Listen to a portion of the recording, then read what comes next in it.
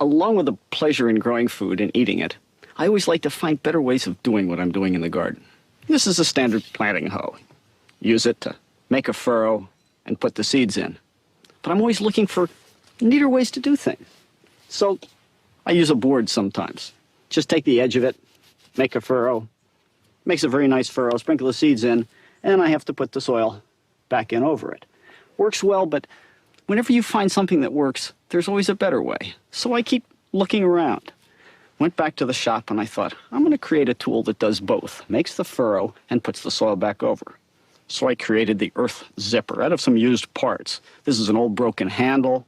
This is a copper plumbing elbow.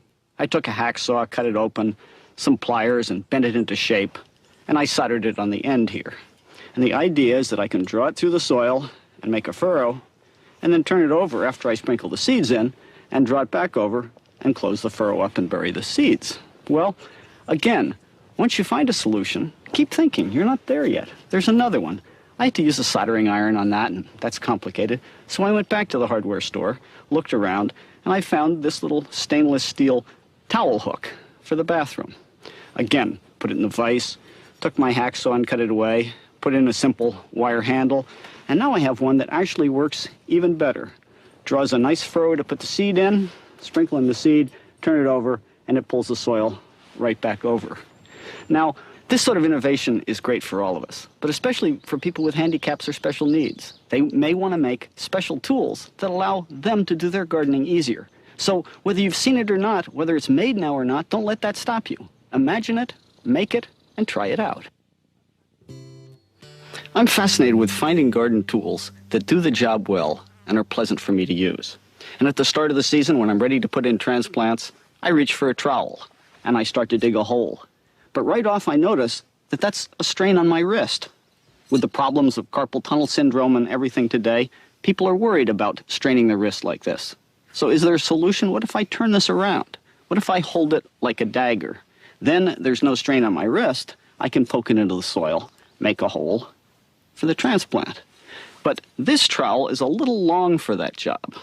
So I went to the hardware store, got a bricklayer's trowel, cut off the tip, bent the handle back, and made a nice small-scale dagger trowel.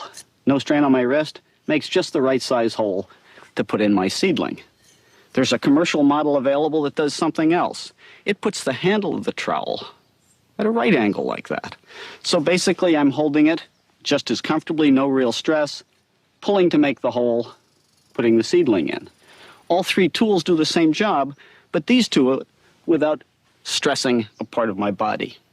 Once my seedlings are in there, I want to cultivate them. And a lot of people like these sort of toothed cultivators. You can drag them through the soil and get rid of weeds. But there is one thing to think about with them.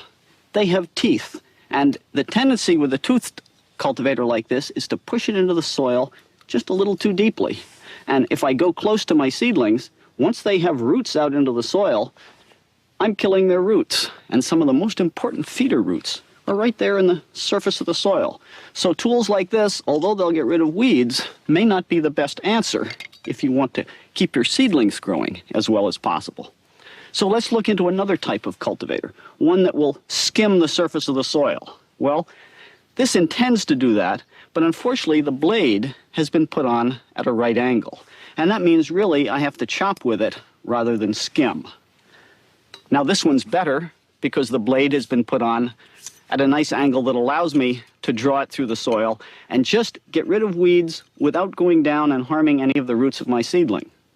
But this is designed a little more heavily than I like. It's almost an axe rather than a razor, as if I were trying to get rid of a big weed and I were going to chop it out with this. There's a lot of weight there.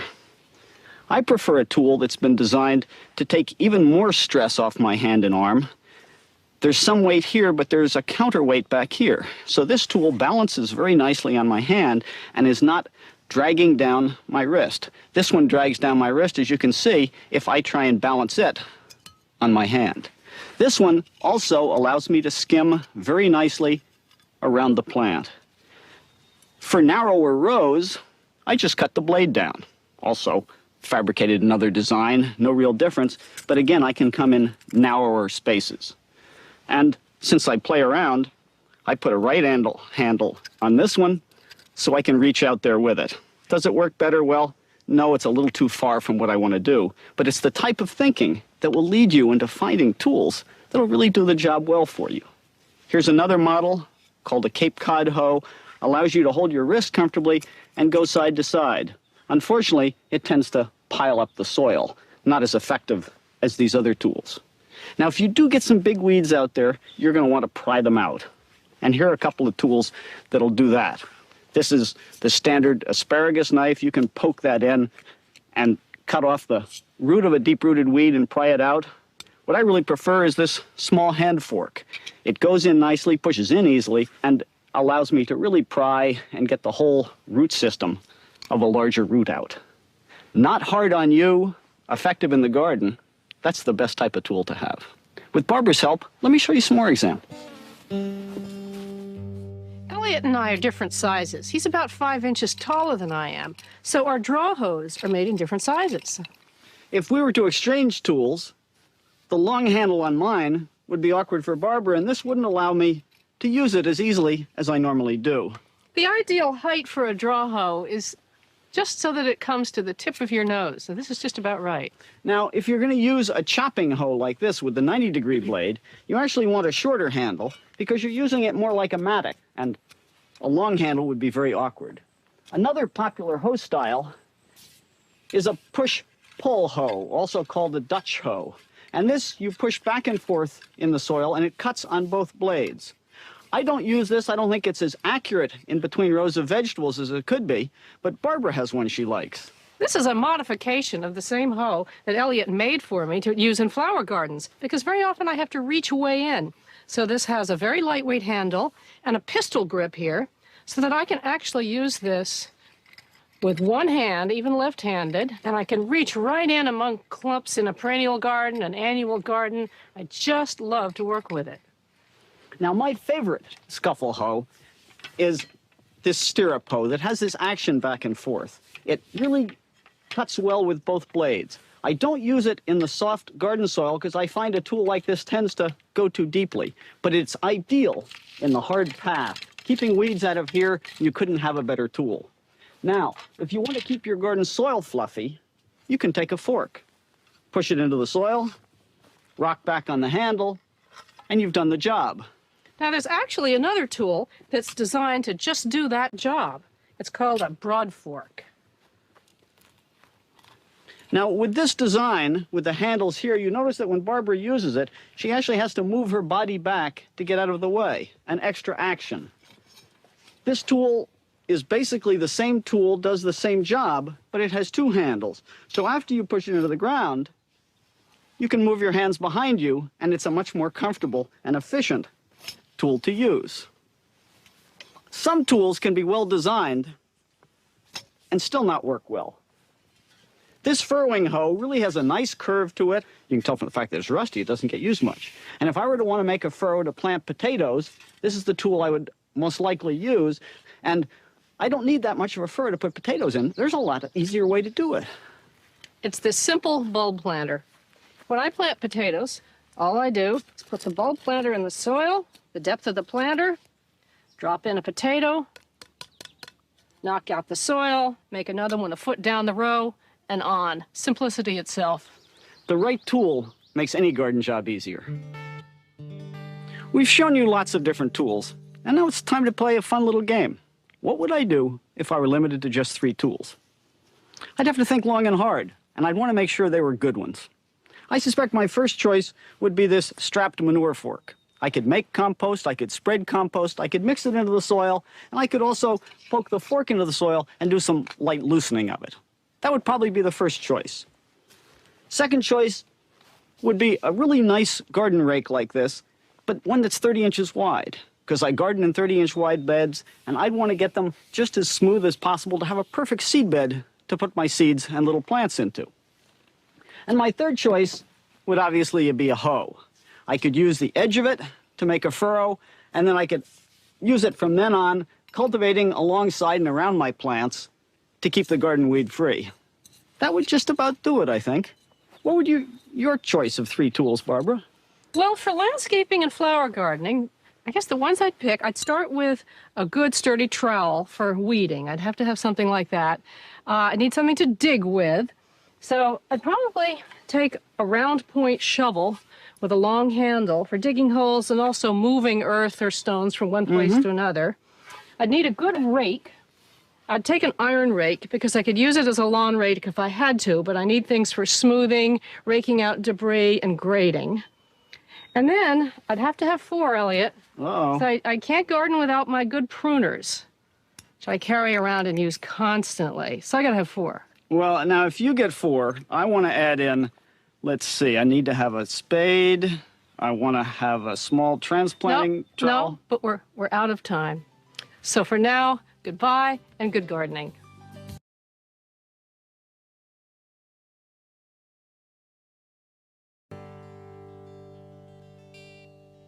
Bulbs are really fascinating little things.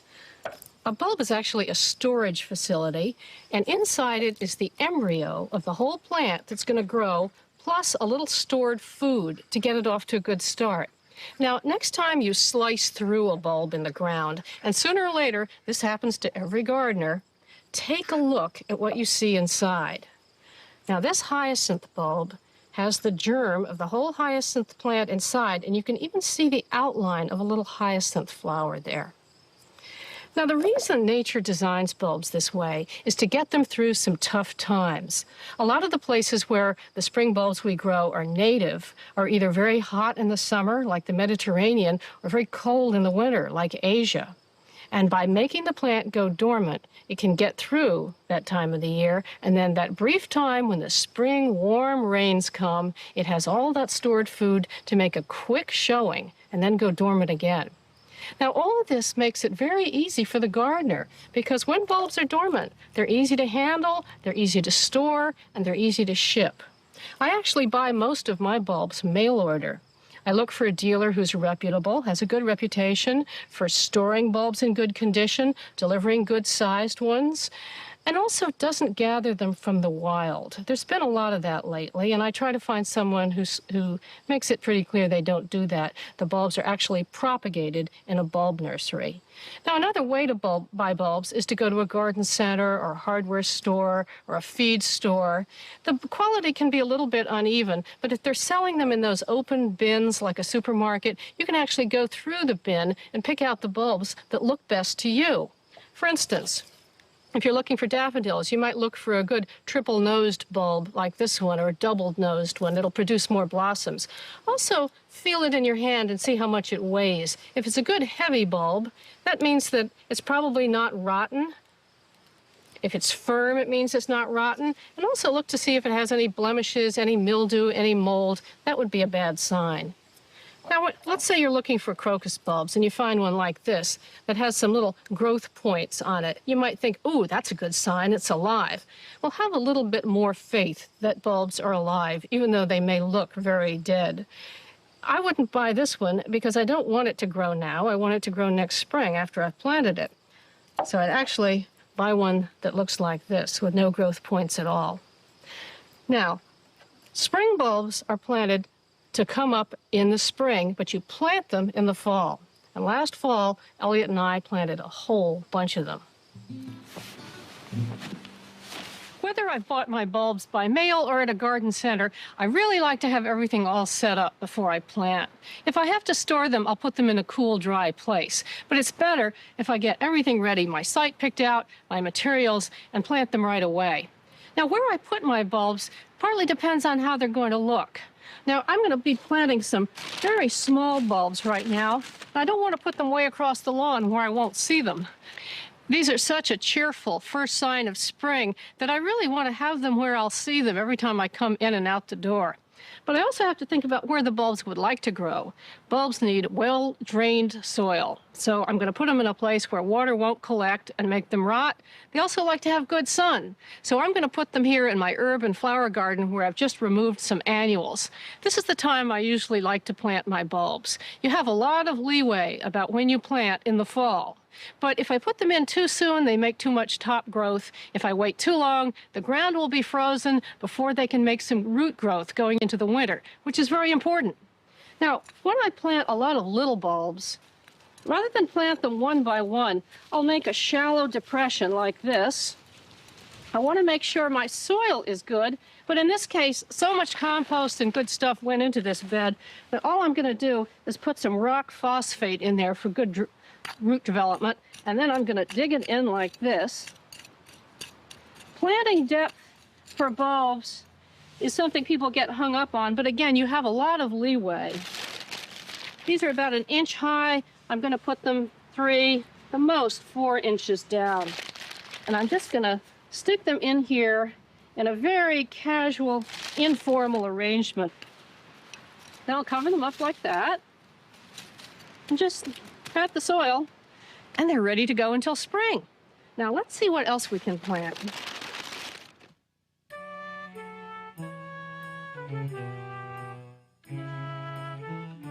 When we talk about bulbs, we often include corms, rhizomes, tubers. These are all bulb-like organs that function in very much the same way. Now, this is a true bulb. It's a hyacinth. Here's another. This is a narcissus. They have a bud inside that then sprouts and roots down at the bottom. This is a corm. It belongs to a gladiolus plant. Also has a root down here, and here the bud sits up on top and then sprouts. This crocus also came from a corm, one corm, which I planted last year, and look how many it's produced along the sides. The central one's probably died. Again, big roots hanging down. This is a rhizome. It's an underground swollen stem, belongs to an iris plant, and it will send up shoots along its length. This is a tuberous plant. The tuberous begonia makes a little fat tuber like this and puts up little tiny pink buds along the sides. Another tuber is this elephant's ear. This huge tuber makes a huge foliage plant in summertime, and it also has buds along the sides.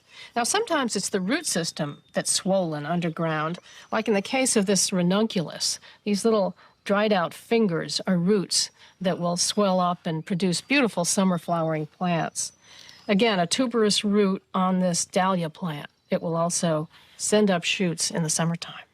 Now, none of these distinctions are terribly important. They're all underground storage organs that help the plant get through tough times and also make it easier on the gardener. They're easier plants to store and keep while they're dormant. The important thing is to get to know each one, how to grow it, and the best spot to plant it in. These are the little guys we're going to plant. Glory of the snow. Well, the Latin name is Cyanodoxa gigantea.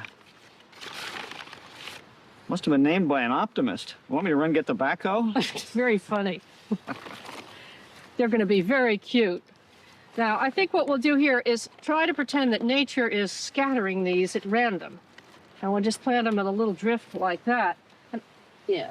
All I need to do here is take the trowel, make a little hole, and plant them about 3 inches down, maximum. We'll bury them one by one. There we go. You want some compost over that? Wouldn't hurt. You know, I also think we ought to put some straw over this to protect it. They're very small bulbs planted rather shallowly. Okay. And I think the tree would like it too. There we are. That'll be a good winter mulch. Now you got to remind me, Eliot, to remove this when it's time for the little bulbs to come up. Okay. They won't like coming up through that. And I won't rake that off in the spring. I'll just lightly lift it off like that so I don't damage any that have started to poke their little heads up. Okay, I think we should put some of those all around the tree. What do you think? I'm with it. Let's go. One of my favorite things to do with spring bulbs is to naturalize them. And that just means planting them in a nice random way and letting them multiply over the years so it looks like nature did the whole thing. I thought what we do, Eliot, is to plant some of these scilla right here in the lawn. Well, one thing we haven't talked about is how we're going to mow the lawn next spring with bulbs in it. Oh, that won't be a problem. If it were daffodils, it would be, you're right, because it would take a while for the foliage to wither and you couldn't mow. But with these little scilla, they come so early and they're so short that if we set the mower about 2 or 3 inches, those first few mowings aren't even going to harm the scilla. And after that, they won't even be here. Great. I think this is a case where the bulb planter would be a good idea. This is a wonderful tool. It allows you to take a little divot out. This is a good system. You make the little holes, and I'll drop in some rock phosphate, and then I'll plant the bulb about 4 inches deep. Now, if you've ever wondered which end is up with a bulb, notice that the pointed end is always up, and at the bottom, this basal plate, you can often see a little bit of root that was there last year. That's a good way to tell. One nice thing about this system is that you can put the grass right back in the hole, just like the divot on the golf course. You never even know you moved it. And the bulb will come up right through the grass. How about another one right here? Good. That's good. Now, like any spring bulb, this is going to reproduce itself by making little babies off the mother bulb at the base here. But the great thing about Scilla is that it also goes to seed really well, and hopefully it's going to self-sow all over this lawn. In about 5 years, maybe we'll have a sea of blue here. Won't that be pretty? Sounds good.